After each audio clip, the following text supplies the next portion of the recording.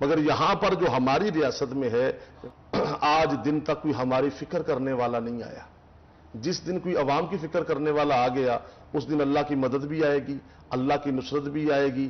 باقی فاطمہ، آپ کا سوال جو آج کے حالات کے مطابق ہے وہ بالکل صحیح ہے کہ اس دور میں جو موجودہ دور ہے نفسا نفسی کا، اور تقریباً ہر طرف جو ہے وہ کرائسس ہی کرائسس ہے، اور اس کے علاوہ پریشانی ہے، ٹینشن ہے، اور خاص کر جو معاشی حالات ہیں وہ بہت خراب ہیں ہر گھر کے اندر، حتیٰ کہ وطن عزیز پاکستان میں خودکشیاں ہو رہی ہیں، وطن عزیز میں خودکشیاں ہو رہی ہیں۔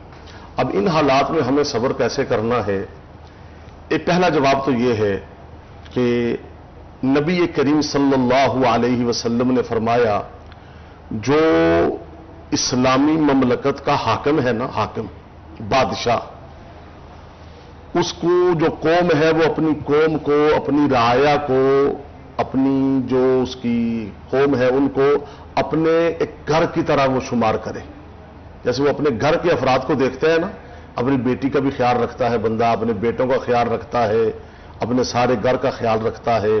تو نبی کریم صلی اللہ علیہ وسلم نے فرمایا، جو مملکت کا بادشاہ ہے، جو اسلامی مملکت کا اس وقت کا سربراہ ہے، وہ اپنی رعایا کا خیال اس طرح کرے جس طرح وہ اپنے گھر والوں کا خیال کرتا ہے۔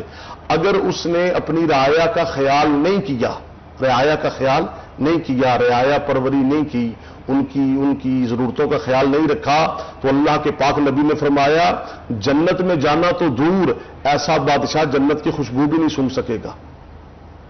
جو 1000 سال کی مسافت پہ جنت کی خوشبو آنا شروع ہو جائے گی۔